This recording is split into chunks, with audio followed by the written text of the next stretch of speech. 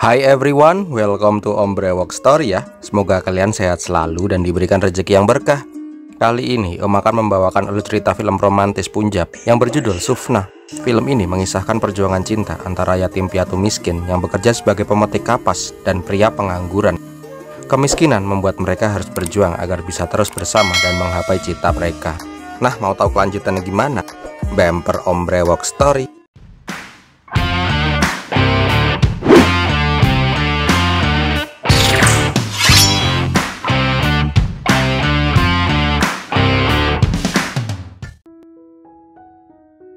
Awal kisah diperlihatkan seorang gadis yang menunggu kepulangan ayahnya. Dia terlihat senang ketika dia melihat sosok ayahnya pulang sambil membawa balon yang sangat banyak.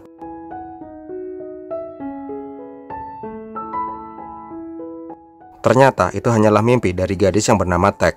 Saat ini Tek tinggal dengan bibi, paman, dan 3 sepupunya. Di rumah bibinya, Tek hanya dianggap sebagai pembantu dan tidak pernah dihargai.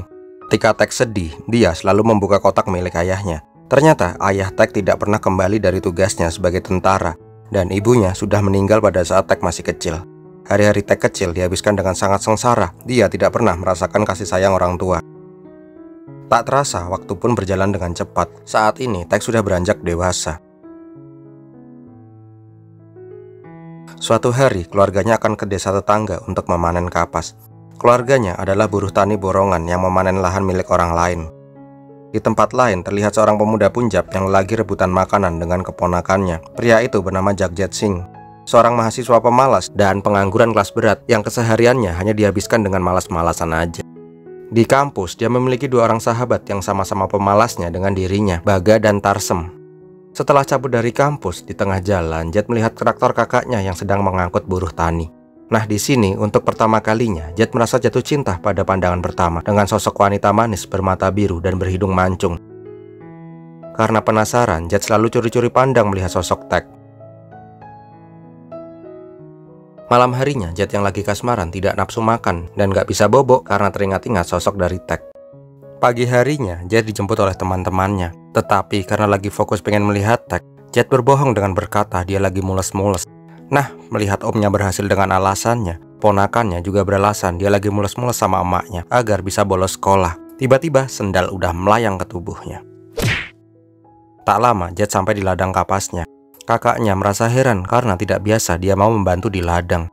Nggak tahu aja dia kalau Jet saat ini lagi punya misi PDKT sama si Tek. Nah, pada saat penimbangan kapas, Tarsem yang merupakan anak dari pengepul terkaya di desa itu, melihat kapas yang sedang dia timbang ternyata milik wanita cantik. Dia meminta mengulang timbangannya dan menaikkan jumlah timbangan milik Tek. Di rumah, kakak dan kakak iparnya merasa heran karena adiknya tiba-tiba jadi rajin. Hampir aja mereka memanggil dukun karena mengira Jet kerasukan jin. Keseharian Jet saat ini adalah curi-curi pandang dengan Tek. Hal itu sudah bisa membuat Jet merasa bahagia dan cengar-cengir sendiri. Suatu hari, Tarsem sedang nongkrong dengan teman-temannya. Melihat Tek, dia langsung mengajak Tek ke kebun kapas karena ada sesuatu yang mau dia bicarakan. Melihat itu, Jet juga langsung mengikuti mereka. Nah, di sini Baga yang sebenarnya juga pengen PDKT sama Tek akhirnya mengurungkan niatnya karena malas bersaing dengan mereka. Dia berkata, mending mbak ini aja deh daripada nggak ada yang deketin. Di dalam kebun, Tarsem menembak Tek. Dia menembak dengan agresif dengan memamerkan kekayaan ayahnya yang mana orang terkaya di desanya. Tetapi di sini Tek langsung menolak karena malas aja sama cowok sok yes kayak gitu. Nah, pas mau balik, dia malah bertemu dengan Jet. Jet yang nggak tahu apa-apa malah jadi sasaran kemarahan dari Tek. Keesokan harinya, Jet meminta saran kepada Tarsem yang memang merupakan playboy kelas wahid di desanya. Ketika Tarsem mengetahui target Jet adalah Tek, dia mengarang cerita. Nah, karena kita sohib, aneh kasih rahasia nih cara pelet cewek paling manjur. Kalian cari onta yang lagi horny. Nah, sambil lihat onta kawin, kalian bawa benang suci. Kalau udah, nanti ikat benang itu di kasur cewek yang kalian suka. Nah, konyolnya, nih 2 pemuda nolep mengikuti saran dari Tarsem. Setelah misi nonton adegan bokep onta, Jet datang ke rumah Tek. Di sini, Jet beralasan akan membantu mengeluarkan kasur agar bisa mengikat benang suci itu. Nah, di tempat lain, Baga terlihat sedang merayu Devi. Pas lagi PDKT, Devi malah marah dan berteriak. Tiba-tiba ada mas-mas sangar yang datang. Dikira mau digebukin, Baga langsung jiper. Ternyata mas-mas itu merupakan mas-mas tulang lunak yang langsung ngejar Baga karena naksir sama dia. Suatu hari, Jet and the Gang yang lagi nyantai di kantin kedatangan mas-mas penjual buku keliling. Mas-mas itu menawarkan buku untuk melet cewek. Karena gengsi, mereka akhirnya mengusir mas-mas itu. Malam harinya terlihat Jet yang sedang serius belajar. Hal itu membuat kakaknya kembali heran. Nih anak makan apa ya kemarin? Kok sekarang jadi lempeng gini? Ternyata buku yang dibaca adalah buku mantra melet cewek. Dasar koplak. Di buku musyrik itu tertulis, bila engkau sudah kebelet sama cewek, maka ambillah tanah di kuburan baru. Setelah itu, genggam erat tanah itu. Mintalah doa dari orang yang pertama kali kau temui. Dan sebarkanlah tanah itu di sekitar orang yang kau suka. Keesokan subuhnya, Jet sudah mandi junub. Kembali lagi, kakaknya heran dan takjub karena adiknya udah benar-benar berubah. Nah, yang jadi korban adalah anak-anaknya. Kakaknya langsung lempar sendal ke anak-anaknya agar bisa mencontoh kerajinan pamannya. Tak lama terlihat Jet sudah berada di kuburan. Ketika dia hendak mengambil tanah kuburan, tiba-tiba muncul sosok putih berdiri di belakangnya. Ngeheknya, ternyata itu adalah Tangsem dan Baga, yang ternyata juga beli buku yang sama. Setelah mengambil tanah kuburan, saatnya mencari orang yang bisa memberi doa ke tanah itu. Tak lama, mereka bertemu dengan Baba penggembala. Mereka langsung meminta doa agar peletnya berhasil. Tetapi Baba itu tidak mau memberikan mantra, karena itu musyrik. Jet yang masih penasaran kembali memohon kepada Baba itu, karena dia sangat mencintai Tek. Baba itu kemudian memberikan wejangan. Wahai anak muda nolep, bila kamu mencintai seorang wanita, kamu harus membuktikannya dengan tulus. Niscaya dia akan membalas cintamu. Mendengar itu, Jet akhirnya sadar dari musyriknya. Akhirnya, Jet secara diam-diam membantu pekerjaan rumah Tek. Dia mencuci baju, mencuci piring, dan lain-lain. Sedangkan Tarsem masih aja dengan kemusyrikannya. Tetapi cara itu pun tidak berhasil, karena Tek tetap aja menolaknya. Keesokan harinya terlihat Jet yang sedang nambahin kapas di tumpukan kapas Tek. Nah, melihat itu Tek marah-marah karena dia tidak ingin kerja dengan cara curang dan tidak ingin dikasihani. Ketika Tek pergi, diam-diam Tek mulai ada rasa dengan Jet karena sebenarnya dia udah tahu bila Jet lah yang mengerjakan pekerjaan rumah untuknya. Dia teringat dengan perkataan ayahnya, bila kita berbuat baik jangan pernah mengharapkan imbalan. Keesokan malamnya terlihat Tek yang menunggu Jet di jalan. Tek menanyakan, apakah kau yang mengerjakan semua pekerjaan rumahku? Jet menjawab, aku memang suka mengerjakan pekerjaan rumah kok. Kalau aku nganggur, brewokku suka gatal-gatal. Mengetahui bahwa Jet cuma mengelak karena tidak ingin dikira bucin, Tek malah semakin respek terhadapnya. Malam harinya, kali ini Tek yang tidak bisa tidur dan cengar-cengir sendiri. Keesokannya, Tek kembali menemui Jet. Dia berterima kasih karena sudah baik terhadapnya. Mulai saat itu, Jet dan Tek akhirnya semakin dekat dan timbullah benih-benih cinta di antara mereka. Di tengah kebun kapas, mereka pun menari-nari.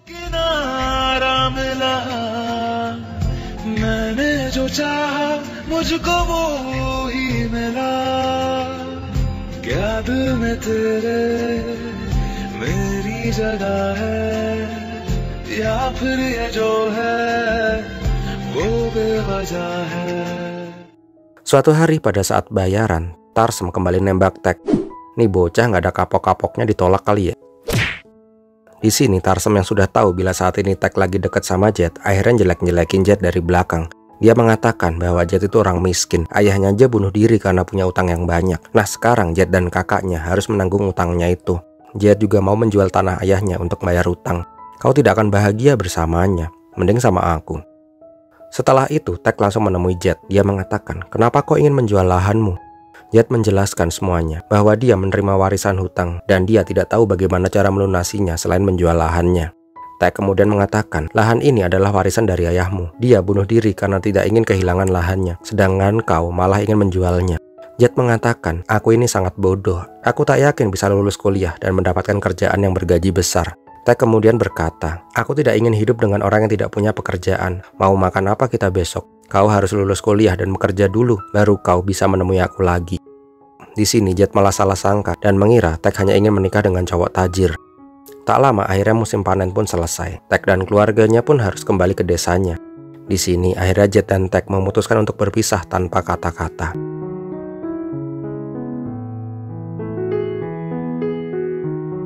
Tiga 13 bulan kemudian, saat ini Tek dan keluarganya kembali ke desa Jet untuk memanen kapas. Di sini Tek terlihat sedih karena tempat itu mengingatkannya dengan sosok Jet. Pada saat penimbangan kapas, terlihat Tarsem yang berbeda. Kali ini dia tidak menambah hitungan timbangan milik Tek, melainkan dia malah menguranginya. Pada saat perjalanan pulang dari Lada, Bibi menanyakan kepada Gamdor, kemana Jet pergi? Kok dari kemarin gak kelihatan? Gamdor mengatakan bahwa saat ini dia tinggal di asrama kampus karena entah kenapa dia tiba-tiba jadi suka belajar dan dia ingin segera lulus kuliah. Mendengar itu, Tek langsung terlihat senang karena saat ini Jet terlihat serius dalam belajarnya demi masa depannya. Di kampus terlihat Jet yang sedang ujian. Nah di sini karena udah cerdas, teman cewek sekelasnya pengen nyontek ke Jet. Tetapi Tarsem malah mengambil kertas jawaban Jet. Karena hal itu, mereka semua diusir sama dosen dari kelas. Di luar, Tasfir malah mengejek Jet karena saat ini Jet sudah nggak kayak dulu lagi. Sekarang Jet jadi serius dengan pelajaran dan udah mulai nggak asik lagi. Tasfir kemudian mengundang Jet ke pesta ulang tahunnya besok agar Jet nggak belajar terus. Nah di desa, Baga masih aja musyrik. Dia masih mencoba mendekati Devi dengan klinik. Nah sialnya, pas dia lagi ngawasin Devi, muncul lagi mas-mas tulang lunak yang nepsong sama Baga. Keesokannya terlihat Jet masuk ke sebuah lab. Di sana terlihat Tasfi sendirian bersama dengan kue ulang tahunnya. Tasfi sengaja hanya mengundang Jet ke lab itu karena sebenarnya Tasfi suka sama Jet. Nah ceritanya Tasfi nembak Jet gitulah pokoknya. Sebelum Jet menjawab, Baga menelpon Jet. Dia mengatakan, "Bro, lu bohongnya sama gua. Katanya Tek udah nggak peduli lagi sama lu. Nah kemarin gua lihat Tek mendoakan lu agar lu bisa segera lulus kuliah dan dapat pekerjaan." Mendengar itu, Jet langsung terdiam. Tak lama terlihat Jet menceritakan kisahnya dengan Tek. Jet berjuang agar dia bisa mendapatkan pekerjaan yang layak, agar bisa membuktikan kepada Tek bahwa dia bisa sukses. Tetapi barusan Baga menelpon. Ternyata selama ini aku sudah salah paham. Ternyata Tek hanya ingin aku segera menyelesaikan kuliahku dan bekerja agar aku bisa melamarnya. Mendengar itu, Tasfi langsung menyuruh Jet untuk menemui Tek dan berjuang demi cinta sejatinya. Keesokan harinya terlihat Jet sudah pulang ke kampungnya. Dia merasa senang ketika melihat Tek. Tetapi Tek terlihat dingin kepada Jet. Suatu saat terlihat Tek yang pengen tetapi di sana terlihat Jet yang berlutut sembari meminta maaf ke Tek. Jet mengatakan bahwa dia saat ini sudah rajin kuliah dan akan segera lulus dan mendapatkan pekerjaan yang bagus. Tek di sini akhirnya tersenyum. Dia mengatakan, "Aku tidak memintamu untuk menjadi orang kaya. Setelah kau mendapat pekerjaan, lamarlah aku. Mari kita berjuang bersama." Duh, ya Allah, tolong sisain mbak-mbak yang kayak Mbak Tek gini dia. Amin. Nah, pas mereka asik ngobrol, terlihat Tarsem yang sedang berjalan dengan membawa persembahan. Di sini Tek penasaran, kok Tarsem yang biasanya beringas pada saat lihat dirinya, kali ini kok anteng-anteng aja ya? Nah, ternyata Tarsem sudah dinikahkan oleh ayahnya, dan semua itu karena ulah dari Jet. Jet kemudian menceritakan, dia pernah menghinaku dan keluargaku di belakangku, sehingga aku jadi salah paham kepadamu. Nah, akhirnya aku colong anjing kesayangannya dan aku jual. Tak hanya itu, ternyata Jet juga menghasut ibu-ibu petani kapas. Dia mengatakan, "Bu, sadar nggak kalian kalau Tarsem sering-sering curi pandang ke kalian loh. Dia itu maniak emak-emak, hati-hati aja kalau ada dia." Nah, sebagai pelicin, Jet juga memberikan uang agar rencananya berjalan mulus. Jelas aja keesokan harinya, emak-emak itu langsung protes kepada ayah Tarsem bahwa selama ini Tarsem sering menggoda mereka. Mendengar keluhan para emak-emak, ayah Tarsem langsung ngamuk dan memaksa Tarsem untuk menikah segera. Singkat cerita, Tarsem akhirnya dinikahkan. Nah, pas di acara pernikahan, emak-emak di sana kembali berulah dengan menghasut istri Tarsem. Mereka mengatakan kalau Tarsem itu playboy cap-capung. Sehingga saat ini hidup Tarsem harus merana karena istrinya yang cerewet dan dia sudah nggak bisa tebar-tebar pesona lagi. Tak lama Jet mendatangi Tarsem yang lagi ritual. Di sini Tarsem ingin menyantet istrinya yang cerewet, tapi pas istrinya telepon, Tarsem langsung ngacir pulang. Mas nggak malu apa sama brewok, sangar-sangar gitu takutnya istri. Keesokan harinya, Jet memutuskan kembali ke kampus agar bisa segera lulus.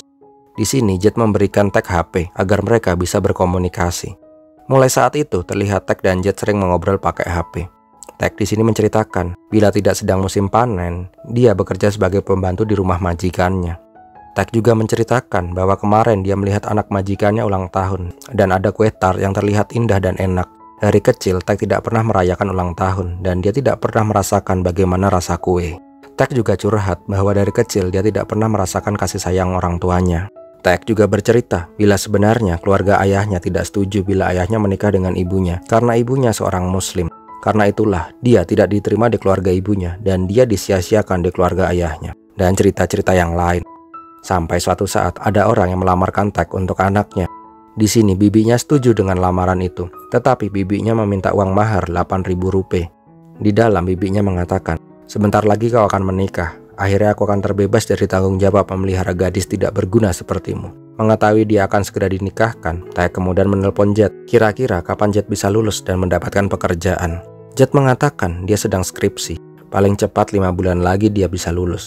Untuk masalah pekerjaan dia belum tahu karena untuk skripsi saja dia masih menunggak uang SPP. Mendengar itu, Tek tidak tega mengabari bahwa dia akan segera dinikahkan. Tek malah meminta Jet untuk ke desanya. Singkat cerita, Jet menemui Tek di sebuah danau. Di sini, Tek memberikan perhiasan warisan ibunya. Tek meminta Jet untuk menjual perhiasan itu agar bisa segera skripsi. Jet jelas saja menolak, tetapi Tek tetap memaksa dan pergi meninggalkan Jet dengan muka yang sedih. Tak lama terlihat upacara lamaran Tek. Di acara itu, Tek terlihat hanya bisa terdiam karena dia tidak bisa menolak lamaran itu. Suatu hari, Jet kembali menemui Tek. Dia membawakan sekotak kue tar untuk Tek. Tek terlihat senang karena ini pertama kalinya melihat kue tar dari dekat. Setelah itu, Tek mengembalikan HP Jet. Jet jelas saja bingung kenapa HP-nya dikembalikan. Tek kemudian mengatakan, "Aku sudah tidak butuh HP itu lagi karena aku akan segera menikah." Mendengar itu, Jet tidak percaya dan menganggap Tek hanya bercanda. Tetapi sambil tersenyum, Tek mengatakan bahwa dia sudah dilamar oleh mas-mas pembuat jalan. Tek kemudian berpesan, "Tolong segera selesaikan kuliahmu dan cari pekerjaan yang layak, agar istri dan keluargamu besok akan sangat bangga melihat ayahnya." Dengan senyuman, Tek meninggalkan Jet yang hanya bisa terdiam.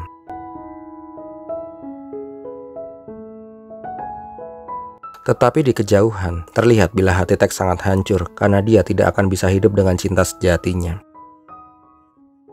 Tak terasa, waktu pun berjalan dengan cepat.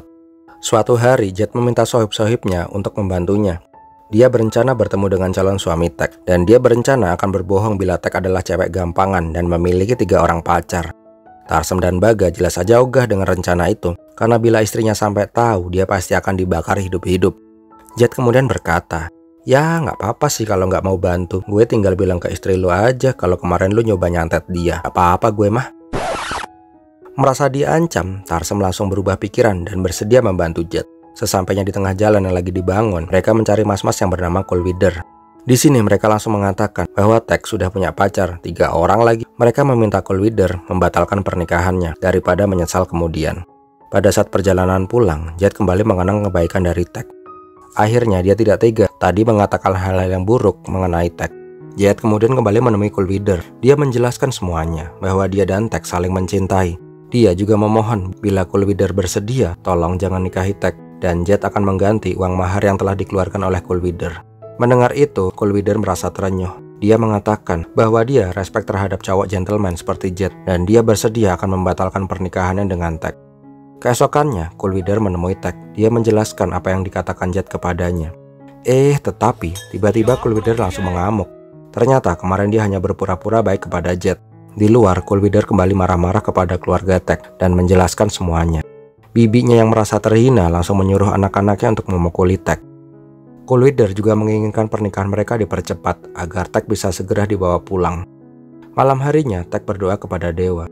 Dia berharap Jet segera lulus dan bekerja dan bisa mendapatkan istri yang baik. Tetapi di dalam hatinya hancur berkeping-keping. Keesokan harinya di rumah Tarsem, paman Tek datang. Ternyata niat kedatangan paman itu untuk meminjam uang kepada ayah Tarsem karena akan menikahkan Tek. Mendengar itu, Tarsem langsung menelpon Jet dan memberitahu semuanya bahwa dia sudah ditipu oleh Coolwider. Di sini Jet meminta bantuan kepada Tarsem, "Tolong bantu aku mohon kepadamu, bantu aku agar bisa berbicara dengan Tek." Keesokannya, Tarsem dan Baga datang ke rumah keluarga Tek. Dengan rasa takut, Tarsem mengatakan bahwa dia diutus oleh ayahnya untuk memberikan hadiah kepada mempelai wanita. Tak lama, Tarsem memberikan HP-nya ke Tek dan bilang bahwa istrinya ingin memberikan selamat. Ternyata Jet yang menelpon. Jet meminta waktu kepada Tek. Dia meminta waktu 2 hari. "Tolong 2 hari kau jangan menikah. Bagaimanapun caranya, aku akan menjemputmu 2 hari lagi." Mendengar itu, Tek berkata, "Kita bertemu di gudang majikanku." Malam harinya terlihat bibi yang ngamuk-ngamuk karena Tek hilang entah kemana. Nah, ternyata Tek bersembunyi di gudang milik majikannya. Keesokan harinya, Coolwider ngamuk-ngamuk karena calon istrinya hilang. Dia menyalahkan keluarga Tek yang tidak bisa menjaganya. Sepulang dari rumah Tek, Coolwider melihat Jet yang baru turun dari bis. Gak pakai babi bu, dia langsung nabokin Jet. Nah, setelah puas nabokin Jet akhirnya masuk ke mode marah. Kali ini dia yang langsung menghajar Coolwider dan teman-temannya.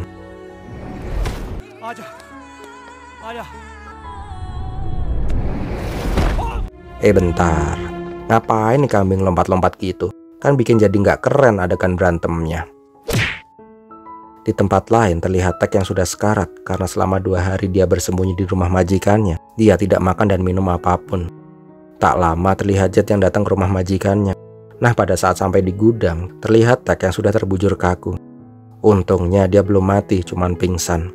Pada saat Tag siuman, Jet mengatakan, "Aku tak melanjutkan kuliahku, dan aku tidak mendapatkan pekerjaan yang layak. Aku tak sanggup menjual perhiasan ibumu ini." Ternyata Jet mendaftar menjadi tentara India agar bisa membuat bangga Tag seperti ayahnya. Mengetahui itu, Tag merasa senang dan terharu. Setelah itu, Jet menggendong Tag pulang ke rumah keluarganya. Di rumah, Tag disambut dengan dingin oleh pamannya. Tag mengatakan, "Paman, aku berterima kasih kau dan Bibi telah merawatku. Tetapi ketika kemarin kalian menjualku, hatiku sangat sakit. Bila hargaku hanya sebesar 80.000 rupiah, maka aku akan menggantinya. Tapi aku mohon, restuilah aku dengan Jet, karena hanya dialah cinta sejatiku." Tak lama bibinya datang. Melihat Tag, dia langsung marah-marah dan meminta anak-anaknya untuk menghajar Jet dan Tag. Tetapi pamannya langsung mengambil tongkat itu dari istrinya dan langsung menyabetkan tongkat itu pada istrinya. Di sini pamannya sudah tersadarkan karena omongan Tag tadi. Dia berkata, "Kemarin anak kurang ajar itu datang marah-marah dan menghina keluarga kita. Kau diam aja. Sekarang keponakanmu datang dengan tangan bersimpuh, kau malah marah-marah. Di mana hatimu?" Melihat bibinya dipukuli, Tag memohon kepada pamannya, "Paman, walaupun bibi tidak pernah memberikanku makanan enak, tetapi dia tetap memberiku makan. Walaupun aku tidak boleh tidur di dalam rumah, tetapi dia memberiku tempat tinggal. Aku berterima kasih kepada kalian yang telah merawatku dari kecil. Aku mohon restui aku menikah dengan pria yang aku cintai." Setelah itu terlihat pernikahan Jet dan Tag yang dilangsungkan secara sederhana di Gurdwara. Setelah menikah, Jet harus kembali ke kesatuannya untuk mengabdi kepada negara. Suatu hari terlihat Tag menunggu kedatangan pria yang paling dia sayang. Sosok yang mencintai dirinya apa adanya. Dan filmnya pun berakhir. Nah, di post after credit terlihat bahwa Jet telah berhasil melunasi hutang ayahnya dan mereka pun hidup dengan bahagia bersama selamanya. Wow, baper gak kalian? Kalau Om sih baper. Lihat pasangan yang berjuang bersama kayak gini tuh adem rasanya. Duh, jadi pengen. So, bagi kalian yang suka dengan video ini, silahkan untuk like, komen, dan share. Jangan lupa juga bagi yang belum subscribe, untuk subscribe dan klik lonceng notifikasi agar kalian gak ketinggalan video-video terbaru dari channelnya Om Brewok Story. Terima kasih udah nonton, Om Brewok pamit dulu, Pirmi latihin.